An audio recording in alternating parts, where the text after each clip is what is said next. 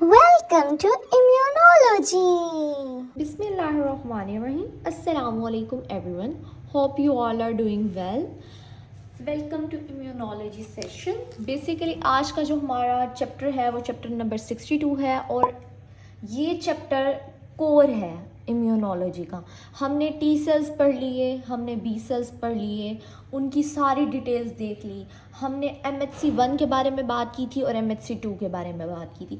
आज हम वो डिटेल में पढ़ेंगे जो कॉन्टीन्यूसली हम टी सेल मेडिएटेड इम्यूनिटी में पढ़ रहे थे ना, तो वो सारा हम डिटेल में पढ़ेंगे। और UHS का मोस्ट फेवरेट चैप्टर है। जैसे टी सेल था वैसे बी सेल बहुत फेवरेट था, अब ये वाला चैप्टर भी मोस्ट फेवरेट है UHS का। Okay, let's start it. Basically MHC है क्या? Major histocompatibility complex which is a protein. ये एक प्रोटीन है और ये ऑलरेडी मैंने आपको, हम लोग ना ये पेज छोड़ के सबसे पहले मैं आपको ये 2 पैराग्राफ कराऊंगी क्योंकि ऑलरेडी हमने इस बारे में सारा कुछ पढ़ा हुआ है, सिर्फ रिवाइज ही करेंगे। ये वो स्टिकी नोट है जो कि मैं स्टार्ट से आपको दिखा रही हूँ और ये वही है कि मैंने APCs की बात की थी, एंटीजन प्रेजेंटिंग सेल्स। सिर्फ एंटीजन प्रेजेंटिंग सेल्स होते हैं, उनके पास MHC2 होती है, बाकी तमाम न्यूक्लिएटेड सेल्स के पास MHC1 होती है। और हमारी बॉडी में कितने न्यूक्लिएटेड सेल्स नहीं है? एक तो रेड ब्लड सेल्स नहीं होते और दूसरा प्लेटलेट्स नहीं होता, सिर्फ उनके पास MHC1 नहीं है। बाकी हमारी एंडोथीलियम पे लगे हुए होते हैं, हमारे जितने भी सेल्स हैं, वाइट ब्लड सेल्स या इवन APC, सबके पास MHC1 है। और MHC2 बेसिकली सिर्फ 3 के पास है जो कि APCs कहते हैं, एंटीजन प्रेजेंटिंग सेल्स जो शो ऑफ करते हैं, which is the dendritic cell, macrophages और बी सेल, जो कि हमने कहा था ये एंटीजन प्रेजेंटिंग सेल के तौर पे एक्ट करते हैं। ओके, अब हमने ये देखना है कि MHC बेसिकली क्या है। MHC एक प्रोटीन है, बेसिकली प्रोटीन है। और प्रोटीन को बनाने वाले पीछे कौन होता है? DNA होता है, DNA में जीन्स होते हैं। तो हमने आज इतनी डिटेल पढ़नी है MHC के बारे में। आई होप आप सबको मज़ा आने वाला है और ये तकरीबन बातें आप सबको पता होंगी। इसकी इम्पोर्टेंस भी मैं आगे बताती हूँ क्यों हम MHC को इतनी डिटेल में अब पढ़ रहे हैं। अच्छा जी, सबसे पहली बात हमने यहाँ पर MHC1 देखनी, MHC2 और एक और होती है MHC3। वो सिर्फ और सिर्फ आपने मतलब ऐसे समझो एक लाइन की ही पढ़नी है, इतनी डिटेल नहीं पढ़नी। लेकिन मेनली हमने MHC1 और MHC2 को डिस्कस करना है।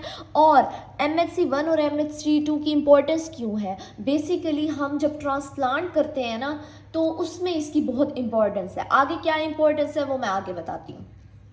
पहले UHS में शॉर्ट क्वेश्चन आता है व्हाट इज़ MHC, या फिर MHC1 का बता दो या MHC2, या फिर कंपैरिजन आता है क्लास 1 और क्लास 2 MHC प्रोटीन्स का।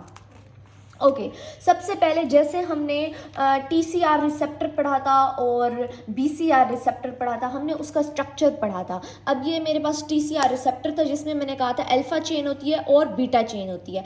अब सेम एग्जैक्टली जब मैं MHC पढ़ा रही हूँ ना, MHC क्लास 1 और क्लास 2, तो उसमें भी मैं आपको स्ट्रक्चर बताऊँगी कि इनमें कितनी चेन्स हैं। पहले हम स्ट्रक्चर के बारे में बात करते हैं, उसके बाद मैं जीन्स पर आऊँगी। नंबर 1 बात, सबसे पहले हम लोग जो हमारे पास, अब पहले आप लोग लाइन रीड आउट करो। हम क्लास 1 के बारे में बात करते हैं कि जो कि तमाम न्यूक्लिएटेड सेल्स पे है, ठीक है। अब इसका स्ट्रक्चर कैसे होगा, इसमें कौन सी चेन होगी? क्लास 1 से जाहिर है इसको 1 क्यों कह रहे हैं, क्योंकि इसमें एक चेन है, ओनली 1 चेन। MHC क्लास 1 में सिर्फ एक चेन है, ओनली 1 चेन। वो भी कौन सी चेन है वो मैं आगे बताती हूँ। सिर्फ ये अभी इतना याद रखो कि इसमें एक चेन है, ठीक है, यूं करके होती है वो एक चेन, ठीक है। अब ना ये सेल पड़ा हुआ है या ये हमारे पास ऑल न्यूक्लिएटेड सेल में कोई भी हो सकता है, ठीक है। ये हमारे APCs भी न्यूक्लिएटेड सेल्स होते हैं, उनमें भी MHC1 होती है, ठीक है, जैसे हमने डेंड्रिटिक सेल का पढ़ा था। ओके, तो अब बेसिकली हमने ये पढ़ लिया कि MHC क्लास 1 में एक चेन होगी, ठीक है, ओनली 1 चेन, इस तरीके से होगी, वो ऐसे बनी हुई होगी, ठीक है। उसके बाद जो MHC क्लास 2 है उसमें 2 चेन्स होंगी। MHC क्लास 2 में 2 चेन्स है, 1 चेन ये हमारा सेल होगा और MHC क्लास 2 सिर्फ APCs पे होती है, एंटीजन प्रेजेंटिंग सेल पे, इसमें 2 चेन होंगी। जैसे हमारे अब आप लोग ना ऐसे याद कर लो, जो MHC2 है डेंड्रिटिक सेल पे तो होता है, वो जब TCR से मिलता है ना तो अल्फ़ा और बीटा चेन है। सेम एग्जैक्टली MHC2 के पास भी अल्फ़ा और बीटा चेन है, इसमें कोई कन्फ्यूजन नहीं होनी चाहिए। आपने यूँ याद करना है, क्लास 2 है तो दो चेन्स हैं, दो चेन्स है तो एक अल्फ़ा है और एक बीटा है, जैसे TCR पे होती थी। सेम एग्जैक्टली MHC1 पे सिर्फ एक चेन है, और वो एक चेन भी कौन सी चेन है, उसको कहते हैं हम हैवी चेन। और वो हैवी चेन कौन सी है, सिर्फ अल्फ़ा चेन। अल्फ़ा चेन एक हैवी चेन है, बस एक चेन है, अगर आपके पास MCQs आ जाता है। लेकिन इसमें थोड़ी सी कन्फ्यूजन होती है बच्चों को, इसमें ना एक छोटा सा मॉलिक्यूल लगा होता है, वो चेन नहीं है मॉलिक्यूल है, जिसको हम β2 मॉलिक्यूल कहते हैं, β2 कहते हैं, ठीक है। ये एक मॉलिक्यूल लगा हुआ है, ये चेन नहीं है। लेकिन अगर चेन की बात की जाए तो MHC के पास सिर्फ एक चेन है और MH2 के पास दो चेन है, जिसमें एक अल्फ़ा और बीटा, जैसे TCR का हमने पढ़ा था। यहाँ तक हमें स्ट्रक्चर क्लियर हो गया। अब आप लोगों को अब इनका एक डिफरेंस पता चल गया। नंबर 2 हम इनकी जीन्स की बात करते हैं, जो कि UHS का मोस्ट फेवरेट है MHC जीन्स के बारे में। पहले मैं आपको बुक से दिखा देती हूँ। बुक में हमारे पास यहाँ पर लिखा हुआ है कि इसके पास एक हैवी चेन होती है जो कि अल्फ़ा चेन कहलाते हैं, और β2 माइक्रोग्लोबुलिन एक मॉलिक्यूल है। उसके बाद जो MHC2 है क्लास, वो सिर्फ एंटीजन प्रेजेंटिंग सेल पे होती है, और उसमें दो प्रोटीन्स है, एक हमारे पास अल्फ़ा चेन है, और सॉरी प्रोटीन कह रही हूँ, अल्फ़ा चेन है और एक बीटा चेन है। सिंपल इज़ दैट, जितना सिंपल रखोगे उतना आसान है। अच्छा, अब जिस बंदे को रूल ऑफ 8 याद है उसको पता होगा, जो MHC क्लास 1 है वो CD8 के साथ जाके CD8 को रिप्रेजेंट करती है, और जो MHC क्लास 2 है वो CD4 को। रूल ऑफ 8 याद होना चाहिए, जो कि मैंने आपको बताया था, 2 4s are 8 और 8 1s are 8। तो इसलिए जो हमारी MHC क्लास 1 है वो CD8 को रिप्रेजेंट करती है, और MHC2 क्लास CD4 को। अब चलते हैं हम इसकी जीन्स की तरफ। UHS का मोस्ट फेवरेट कंपैरिजन मैं आपको एंड में कराती हूँ, लेकिन सबसे पहले आपको इनके जीन्स के बारे में पता हो। ये पूरा डिटेल इसकी जीन्स के बारे में, और UHS में बहुत सारे शॉर्ट क्वेश्चन इससे रिलेटेड आ चुके हैं। ओके, सबसे पहले हमें पता है MHC क्लास 1 हो चाहे 2 हो, दोनों प्रोटीन्स है। प्रोटीन्स किससे बनी हुई होती हैं हमारे, ये फॉर एग्जांपल हमारी बॉडी का सेल है हेमेटोपोएटिक सेल, उसमें हमारे पास जो है ना न्यूक्लियस है। न्यूक्लियस में DNA होता है, DNA में जीन्स होते हैं। वो जीन्स बनाते हैं हमारे पास क्लास 1 और क्लास 2। क्लास 1 और क्लास 2 हमारे पास जीन्स बनाते हैं, ठीक है। अब हमने इनके जीन्स के बारे में पढ़ना है।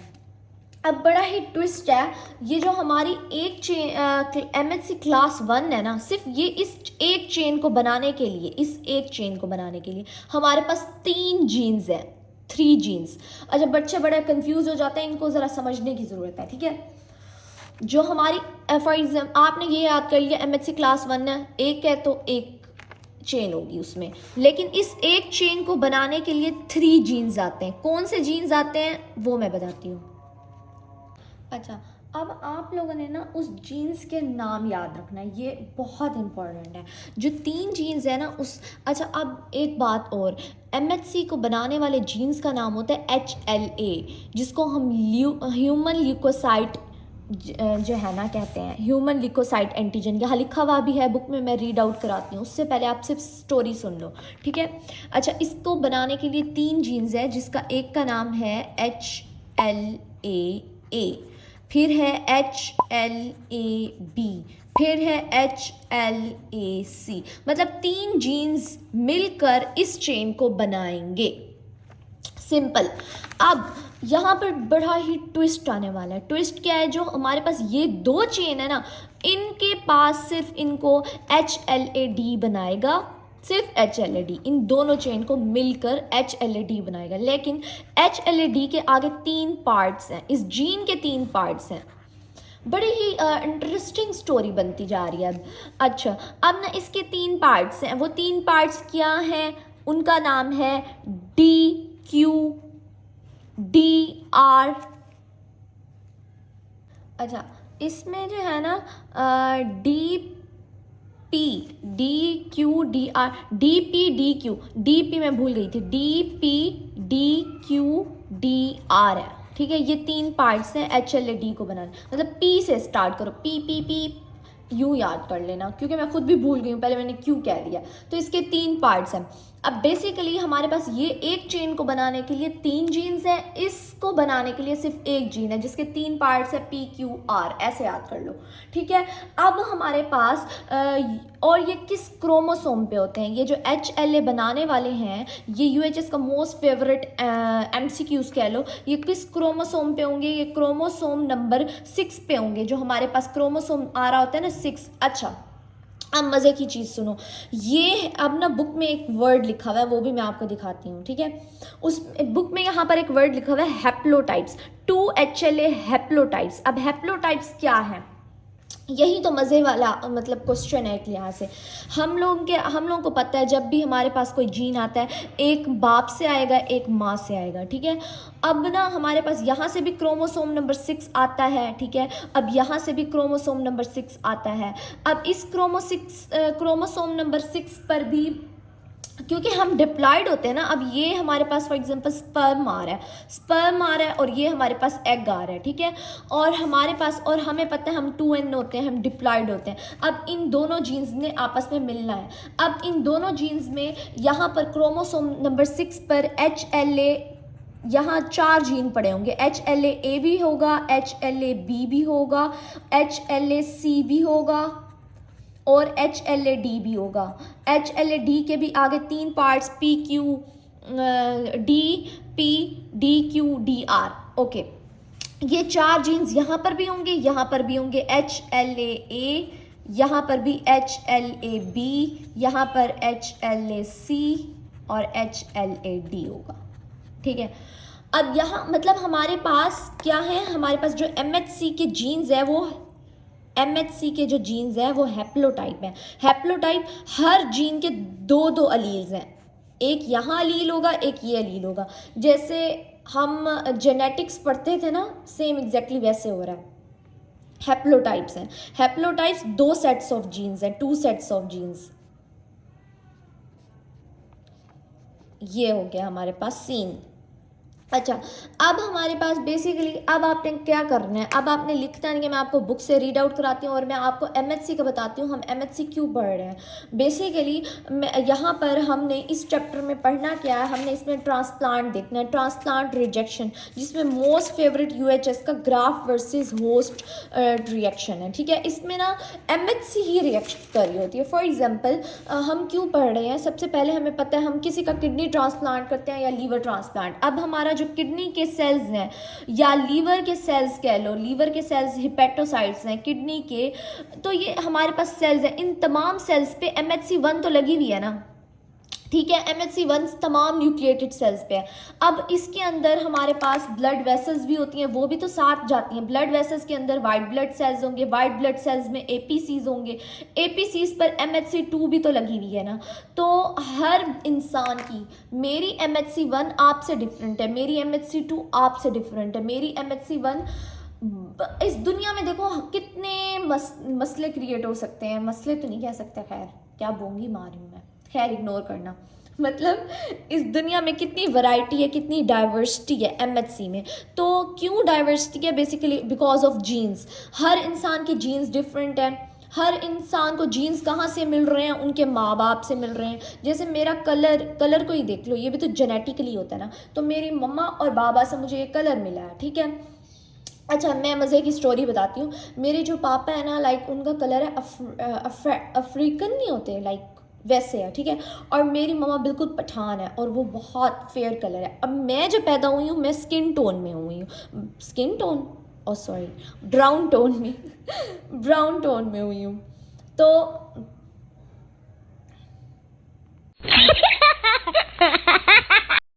मैं जो पैदा हुई हूँ, मेरा कलर है ब्राउन टोन में, लाइक मट्टी जैसा।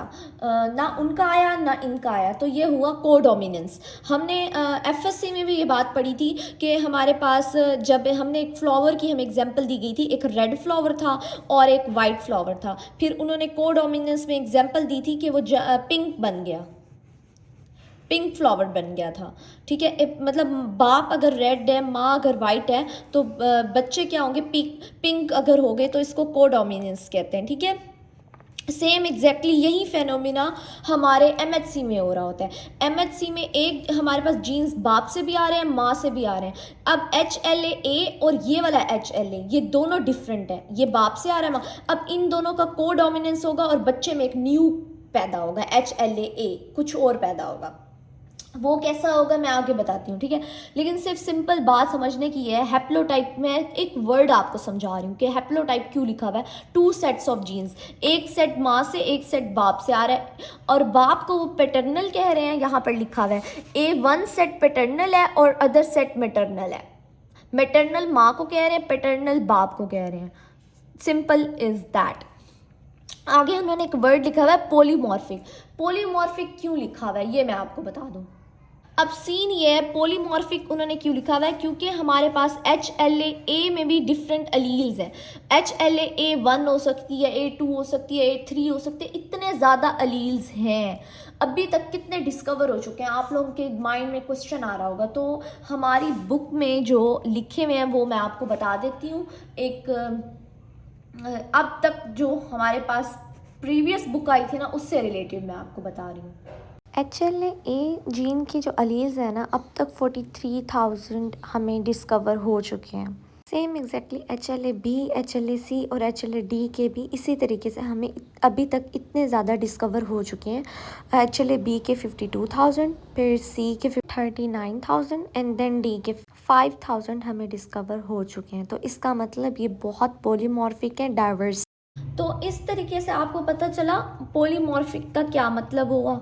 तो हमारे पास जो बुक में अब 2025 की, उसमें 2022 तक एटलीस्ट क्लास 1 के 20,000 अलील्स पता चल गए हैं और 7,700 HLA क्लास 2 के अलील्स पता चल चुके हैं।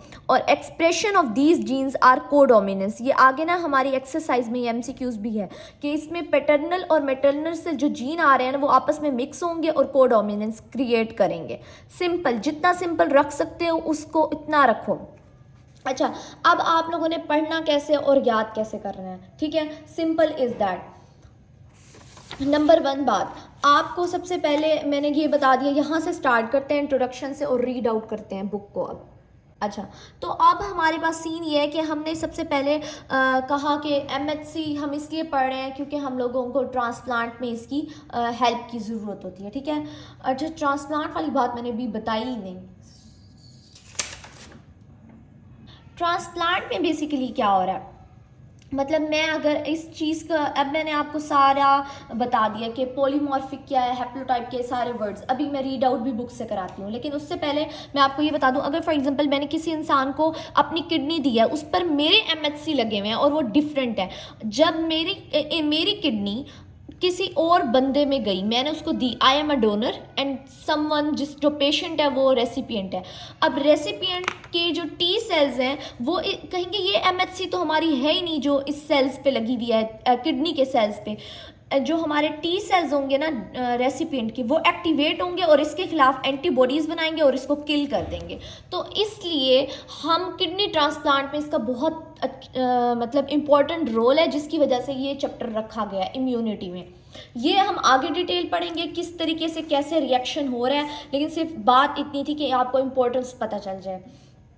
अब मैं आपको बुक से रीड आउट कराती हूँ ताकि हम लोगों को मज़ीद चीज़ें क्लियर हो जाएं अब तक जितना भी हमने पढ़ा है, और मैं हाईलाइट भी करा दूँगी, UHS के शॉर्ट क्वेश्चन भी वाइंड अप करा दूँगी।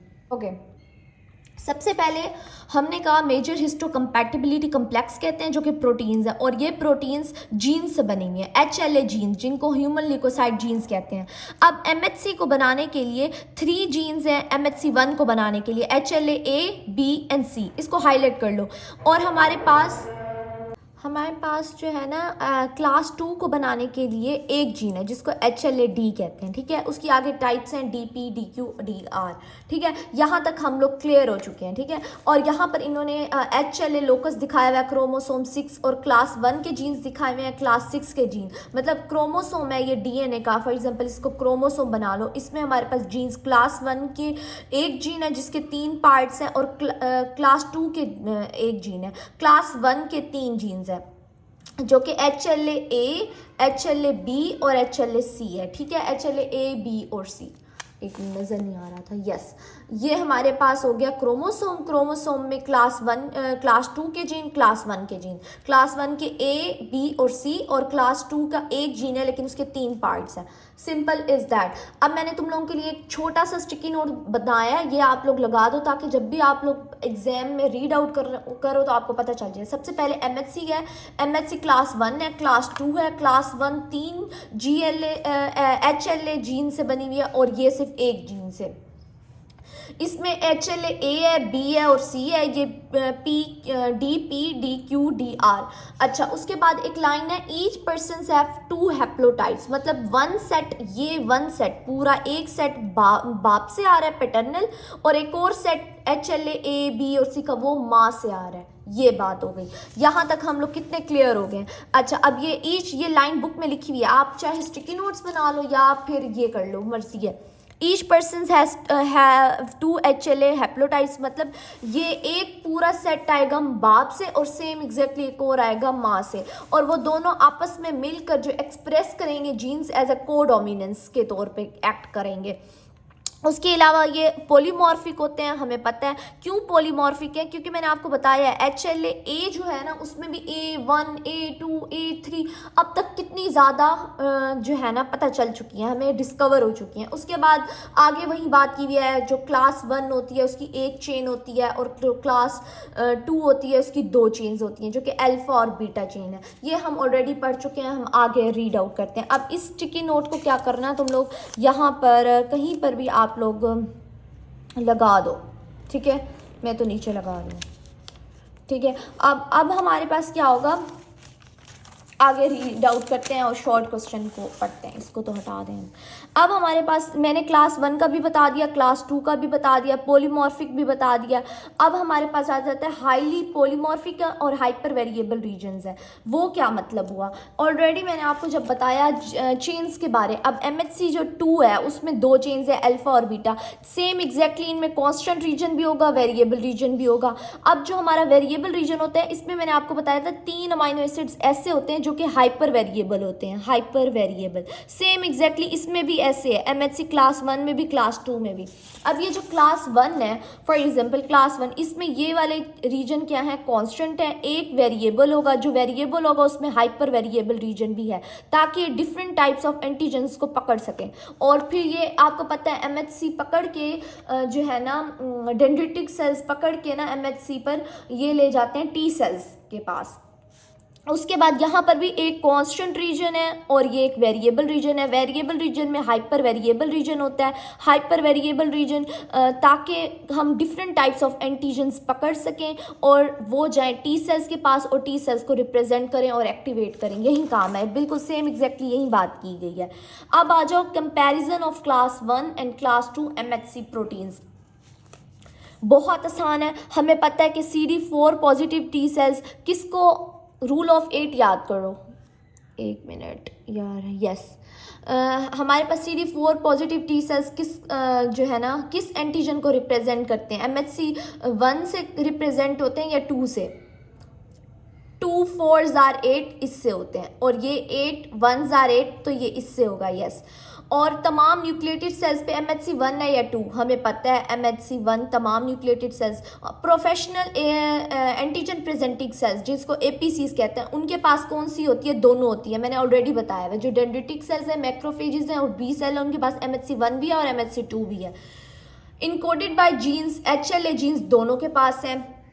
एक्सप्रेशन ऑफ जीन्स कोडोमिनेंस, मैंने कहा था जब ये एक्सप्रेस करते हैं तो एज अ कोडोमिनेंस, एक माँ से आता है एक बाप से आता है, दोनों मिलकर एक नया बनाते हैं जिसको हम कोडोमिनेंस कहते हैं। आप लोग मेरे कलर से ही ये बात याद कर लो।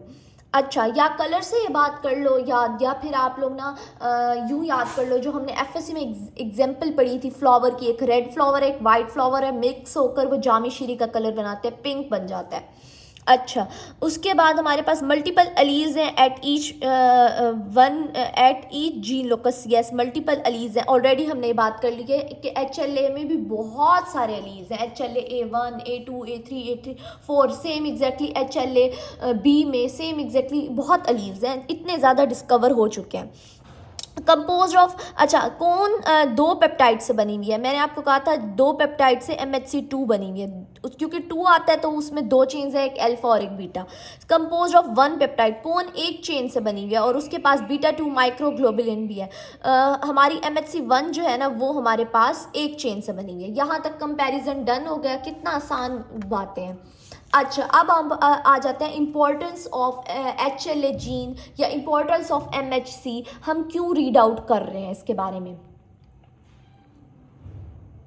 इसमें क्या है कि हमने इस चैप्टर में ना बेसिकली ट्रांसप्लांट के बारे में डिस्कस करना है, जिसको हम ग्राफ्ट कह रहे हैं, ठीक है। वो क्या है आगे डेफिनेशन हम रीड आउट करते हैं, लेकिन उससे पहले सिर्फ इतनी सी बात समझ लो कि हमारे पास अब फॉर एग्जांपल मैं किसी इंसान का लीवर ट्रांसप्लांट करी हूँ, ठीक है, लीवर ट्रांसप्लांट करी हूँ, ठीक है। अब उसमें क्या है, मेरे हेपेटोसाइट्स हैं, अब हेपेटोसाइट न्यूक्लिएटेड सेल्स हैं, उनके पास MHC भी है, MHC1 भी है, ठीक है।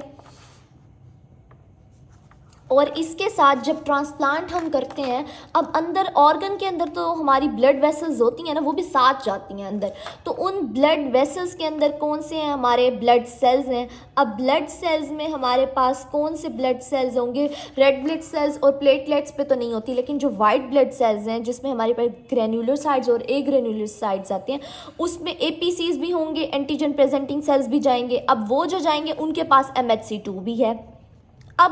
अब मज़े की बात सुनो, अब MHC1 भी जा रही है, MHC2 भी जा रही है, लेकिन अब ये किसी और बॉडी में जा रही है, ट्रांसप्लांट हो रही है किसी पेशेंट में, रेसिपिएंट से। फॉर एग्जांपल मेरा लीवर उठाकर जो है ना किसी भी स्टूडेंट में डाल दिया, फॉर एग्जांपल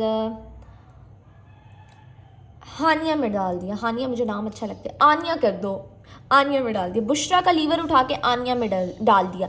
अब जो आनिया है, आनिया की जो MHC1 है और जो MHC2 है वो डिफरेंट होगी मुझसे, वो डिफरेंट होगी मुझसे। इसकी मेरी और है, मेरे माँ बाप से बनी है, मेरे जो MHC1 बनी है उसमें वो बनाने वाले 3 जीन्स थे, वो तीनों जीन्स मेरे माँ से भी आए हैं, मेरे बाप से भी आए हैं, और वो को डोमिनेंस मिलके न्यू प्रोटीन बनाई है मेरे बॉडी में।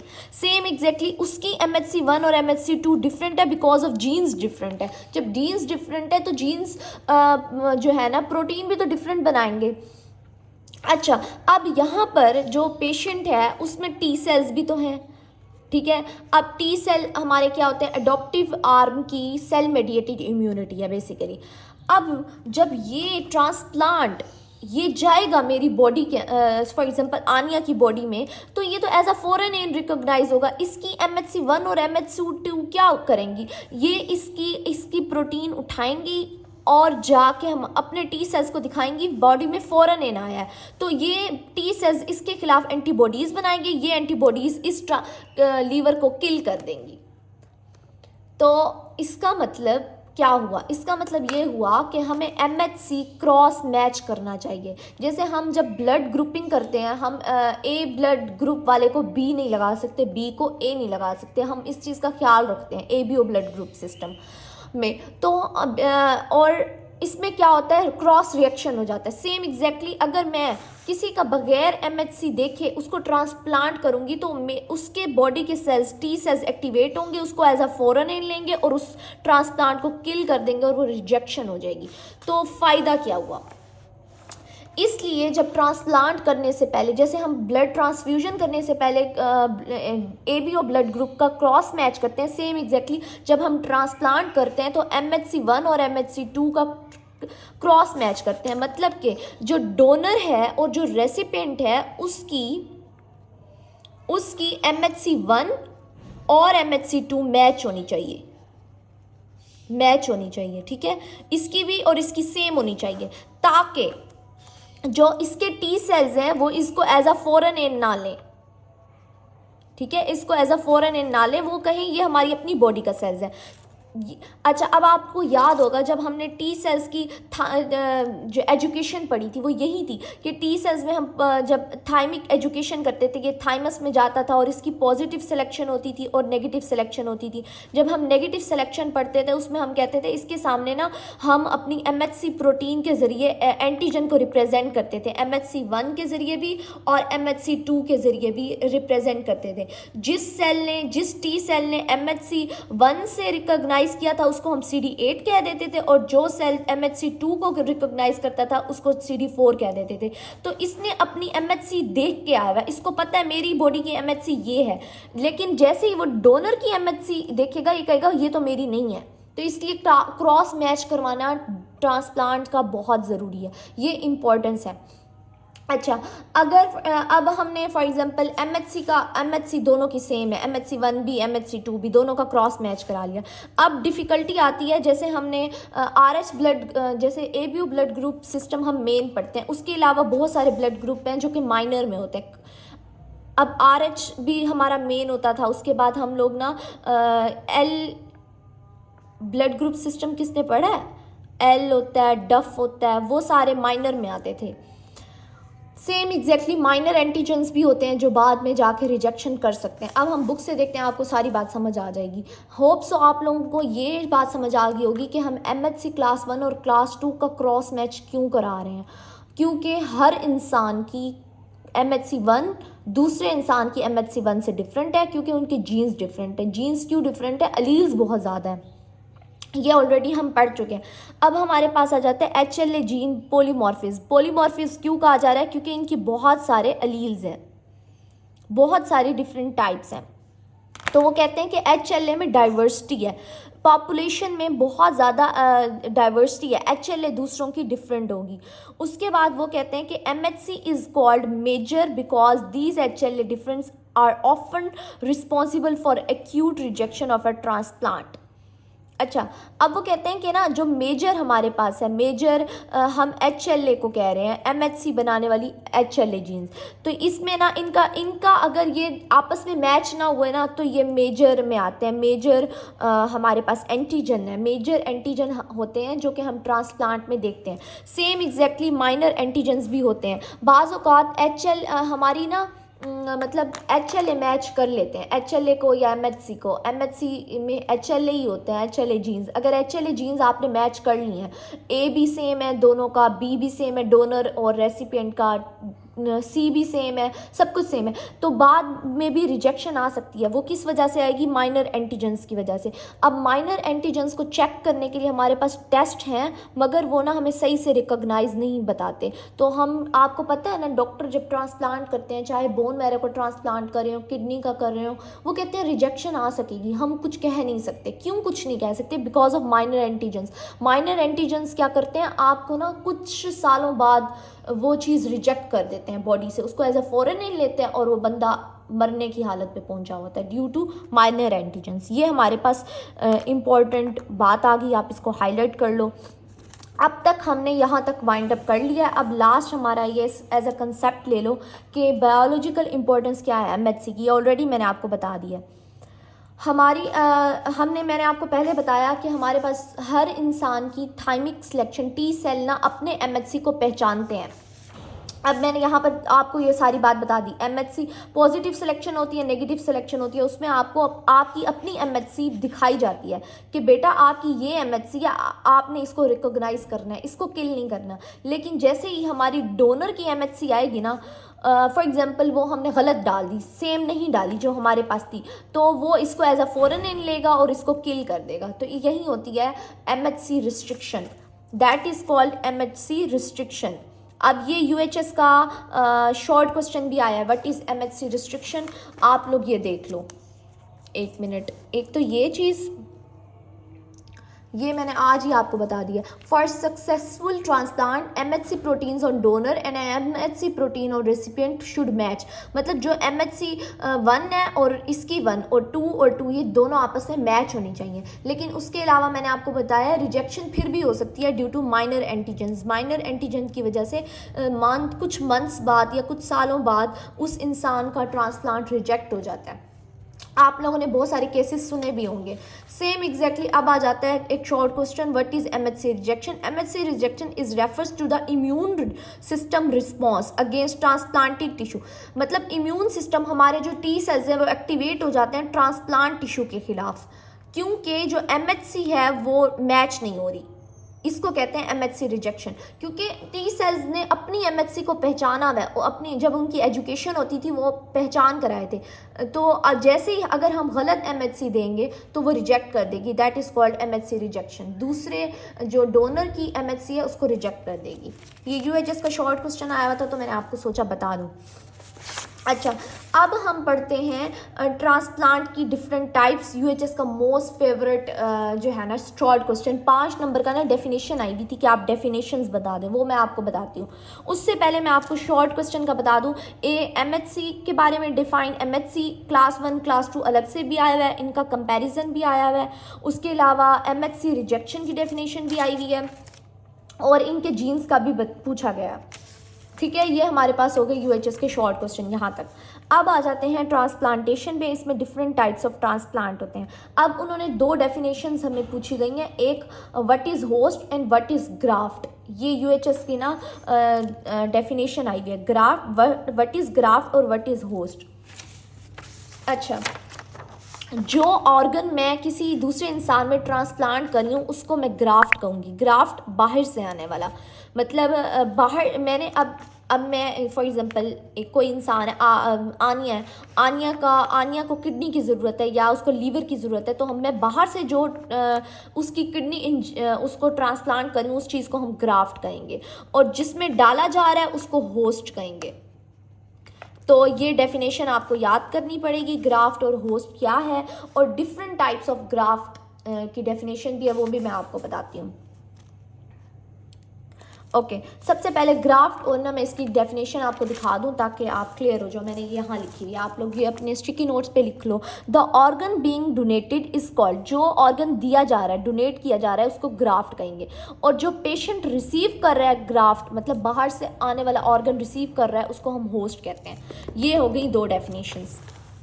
अब हमारे पास डिफरेंट टाइप्स ऑफ ट्रांसप्लांटेशन होती है, इनकी टाइप्स होती हैं। ठीक है, ये बहुत इंपॉर्टेंट है, इसको हाईलाइट कर लो। और यूएचएस का ना 5 नंबर का शॉर्ट क्वेश्चन आया हुआ है कि इनकी डेफिनेशन बताओ। Autograft, syngeneic graft, xenograft, allograft. अब इसको हम 1 बाय 1 पढ़ते हैं।